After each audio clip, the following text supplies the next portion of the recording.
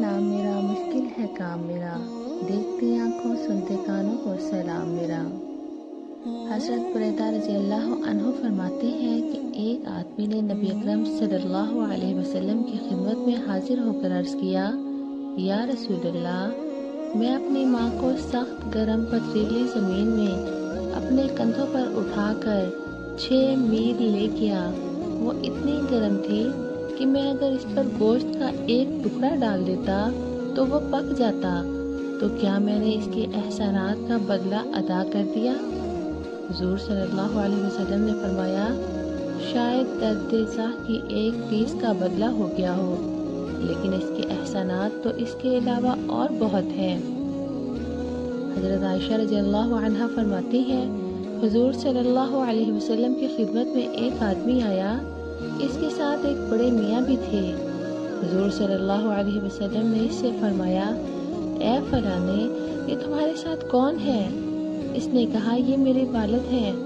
حضور صلی اللہ علیہ وسلم نے فرمایا، ان کے آگے نہ چلو اور ان سے پہلے نہ بیٹھو اور ان کا نام لے کر نہ پکارو اور ان کو گالی دیے جانے کا ذریعہ نہ بنو کہ تم کسی کے باپ کو گالی دے دو، وہ جواب میں تمہارے باپ کو گالی دے دے۔ حضرت ابو غسان رحمۃ اللہ علیہ کہتے ہیں، میں اپنے والد صاحب کے ساتھ مدینہ منورہ کے پتھریلے میدان میں چلا جا رہا تھا کہ اتنے میں حضرت ابو ہریرہ رضی اللہ عنہ سے ملاقات ہو گئی۔ انہوں نے مجھ سے پوچھا کہ یہ کون ہے؟ میں نے کہا، یہ میرے والد ہیں۔ انہوں نے فرمایا، ان کے آگے مت چلا کرو بلکہ ان کے پیچھے یا ان کے ساتھ پہلو میں چلا کرو، اور کسی کو اپنے اور ان کے درمیان نہ آنے دو، اور اپنے والد کے مکان کی ایسی چھت پر نہ چلو جس کی منڈیر نہ ہو، کیونکہ اس سے ان کے دل میں چھت سے تمہارے نیچے گر جانے کا خطرہ پیدا ہوگا اور وہ اس سے پریشان ہوں گے، اور گوشت والی ہڈی پر تمہارے والد کی نگاہ پڑ چکی ہو تو تم اسے نہ کھاؤ، ہو سکتا ہے وہ اسے کھانا چاہتے ہوں۔ حضرت عبداللہ بن عمرو بن عاص رضی اللہ عنہ فرماتے ہیں کہ ایک آدمی نے حضور اقدس صلی اللہ علیہ وسلم سے جہاد میں جانے کی اجازت مانگی۔ حضور نے فرمایا، کیا تمہارے والدین زندہ ہیں؟ اس نے کہا، جی ہاں۔ حضور نے فرمایا، تم ان دونوں کی خدمت کرو، ان کے محتاج خدمت ہونے کی وجہ سے تمہارا جہاد یہی ہے۔ مسلم کی ایک روایت میں یہ بھی ہے کہ ایک آدمی نے حضور صلی اللہ علیہ وسلم کی خدمت میں حاضر ہو کر کہا، میں آپ سے ہجرت اور جہاد پر بیعت ہونا چاہتا ہوں اور اللہ سے اس کا اجر لینا چاہتا ہوں۔ حضور نے فرمایا، کیا تمہارے والدین میں سے کوئی زندہ ہے؟ اس نے کہا، جی ہاں، دونوں ہی زندہ ہیں۔ حضور نے فرمایا، تم اللہ سے اجر لینا چاہتے ہو؟ اس نے کہا، جی ہاں۔ حضور نے فرمایا، اپنے والدین کے پاس چلے جاؤ اور ان کی اچھی طرح خدمت کرو۔ اور ابو داؤد کی ایک روایت میں یہ بھی ہے کہ اس آدمی نے کہا، میں آپ کی خدمت میں ہجرت پر بیعت ہونے آ گیا ہوں، لیکن میں اپنے والدین کو روتے ہوئے چھوڑ کر آیا ہوں۔ حضور صلی اللہ علیہ وسلم نے فرمایا، ان دونوں کے پاس واپس جاؤ اور انہیں خوش کر کے ایسے ہی ہنساؤ جیسے تم انہیں پریشان کر کے رلا کر آئے ہو۔ ابو داؤد کی ایک روایت میں حضرت ابو سعید رضی اللہ عنہ فرماتے ہیں، یمن کا ایک آدمی ہجرت کر کے حضور صلی اللہ علیہ وسلم کی خدمت میں آیا تو حضور نے اس سے پوچھا، تمہارا یمن میں کوئی ہے؟ اس نے کہا، میرے والدین ہیں۔ حضور نے فرمایا، کیا ان دونوں نے تمہیں یہاں آنے کی اجازت دے دی تھی؟ اس نے کہا، نہیں۔ حضور نے فرمایا، تم ان دونوں کے پاس واپس جاؤ اور ان سے اجازت مانگو، اگر وہ تمہیں اجازت دے دیں پھر تو تم جہاد میں جاؤ، ورنہ انہی کی خدمت کرتے رہو۔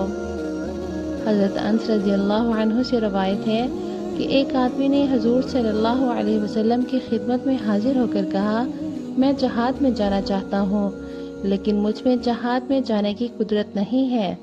حضور نے فرمایا، کیا تمہارے والدین میں سے کوئی زندہ ہے؟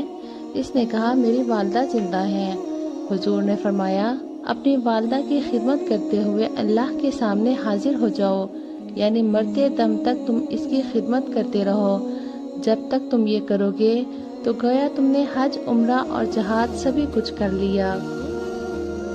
حضرت ابو امامہ رضی اللہ عنہ فرماتے ہیں کہ حضور صلی اللہ علیہ وسلم نے اعلان فرمایا، تم اس بستی میں جانے کی تیاری کر لو جس کے رہنے والے بڑے ظالم ہیں، انشاءاللہ اللہ تعالیٰ وہ بستی فتح کر کے تمہیں دیں گے۔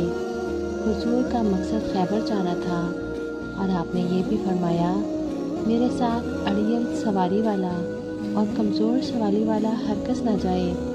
یہ سن کر حضرت ابو ہریرہ رضی اللہ عنہ نے جا کر اپنی والدہ سے کہا، میرا سامان سفر تیار کر دو، کیونکہ حضور نے غزوہ کی تیاری کا حکم فرمایا ہے۔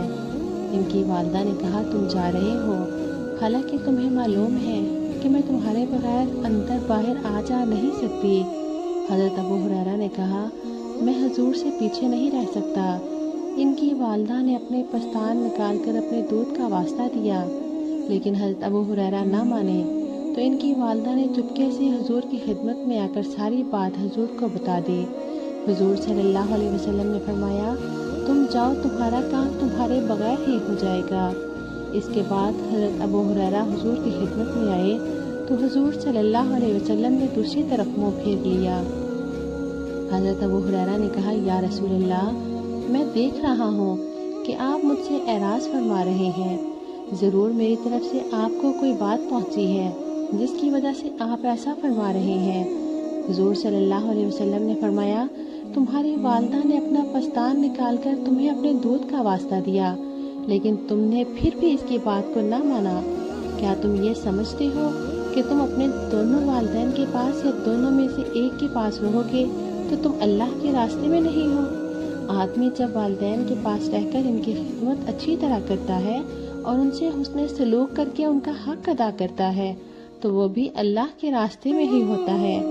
حضرت ابو ہریرہ کہتے ہیں، اس کے 2 سال بعد میری والدہ کا انتقال ہوا تو ان کے انتقال تک کسی غزوہ میں نہیں گیا۔